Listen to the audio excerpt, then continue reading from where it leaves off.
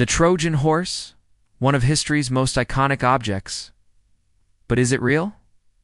Hey there, welcome to my channel. Today we'll be exploring whether the Trojan Horse really existed, what it might have been used for, and if it helps explain how ancient Troy fell. Let's get into it. The Trojan Horse is famous for its starring role in the legendary Trojan War, but anyone hoping to find it among the ancient ruins may be disappointed. Inside the horse were 4 armed Greek soldiers who waited until nighttime and then snuck out, carrying torches to light the city on fire. When the gates were opened, the rest of the Greek army flooded into the city and captured it. By the next morning, Troy was completely destroyed. Instead, it was some kind of bribe, betrayal, or psychological manipulation. For example, maybe the Greeks bribed someone high up in the Trojan government, such as King Priam himself. Maybe the person agreed to open the city gates that night and let the Greeks in without putting up a fight. The exact date of this fire is hotly debated, but it likely took place sometime around 1200 BC based on pottery shards found at the site. One particularly infamous Trojan horse was the Morris worm, which infected thousands of computers in the early 1990s and caused an estimated $40 million in damages. Its creator Robert Morris intended it as a simple research tool to test internet security, but it quickly spread out of control once it encountered security flaws in the Unix operating system. After all, it's one of the oldest metaphors for hidden danger ever recorded. Which characters from ancient Greek mythology would you like to see explored in future videos? Be sure to share your thoughts below. If you enjoyed this episode, please hit the like button and subscribe for more mythology and folklore. Thanks for watching. Bye. It's unclear whether the story was created to glorify the Greek army or downplay the Trojans' military skills. But one thing's for sure, it's a timeless reminder that the most dangerous weapons aren't always visible. Sometimes the greatest threat comes from the things we don't see. This fits nicely with the traditional timeline of the Trojan War, which places its end sometime around that year. After all, during the Bronze Age, warfare was mostly done with massive armies clashing in open battle. Siege warfare was far more uncommon and much more difficult. A defender only needed to be lucky once, whereas an attacker had to succeed consistently. So it makes sense that the ancient Greeks would concoct clever tricks to gain an advantage over their enemies. But while archaeologists confirm Troy was burned to the ground around this time, they haven't uncovered any evidence that it was attacked by the Greeks. In one instance, Diomedes pretends to be afraid of Hector and begs him to spare his life. Hector accepts these terms, but when he turns to leave, Diomedes stabs him in the back. While this is arguably more cowardly than clever, the point was to show that sometimes the bravest thing a warrior could do was to protect himself. Other times, the Greeks employed psychological tactics. In Book 9, Odysseus convinces the hero Ajax that Athena dislikes him and wants to give victory to another.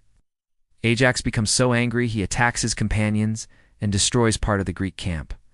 This easily could have been avoided if only Ajax had known the truth, which goes to show just how powerful the mind can be on the battlefield.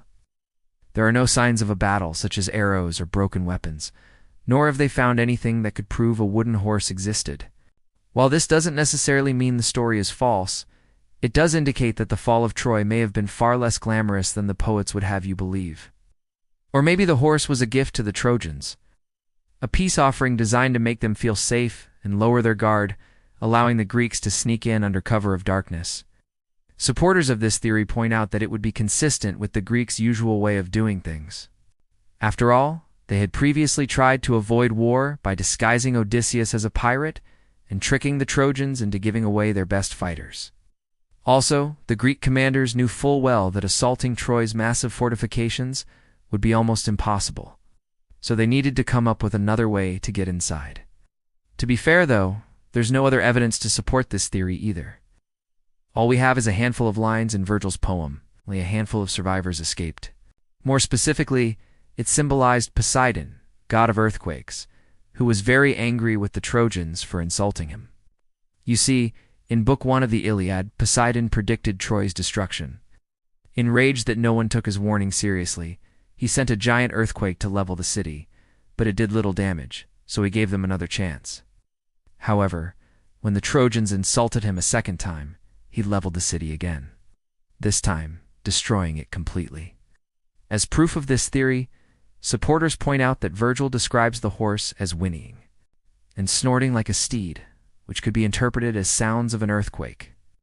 Not only that, but the destruction of Troy also matches descriptions of earthquakes that occurred around the same time period.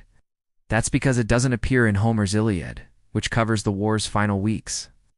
Either the Trojan horse was some kind of bribe or a symbol of Poseidon's anger, or it never existed at all. There simply isn't enough archaeological evidence to support the claim that a giant wooden horse once stood inside the city of Troy, so they agreed to a truce and made plans to settle their differences peacefully. But just as the talks were going well, a violent windstorm destroyed the Greek camp, killing many and forcing them to flee. This disaster prompted the Greeks to build a giant wooden horse and sacrifice it to Athena, goddess of wisdom, asking her to help them take the city. They then hid a few elite warriors inside the horse's belly, covered it with hides, and left it outside Troy. It's only mentioned in Virgil's Aeneid, written about 200 years later. So it seems the wooden monstrosity wasn't part of the original Trojan War mythos. Instead, some have suggested it's nothing more than a metaphor, perhaps symbolizing a siege engine like a battering ram or something else used to break down Troy's mighty walls. There are a few issues with this theory, however.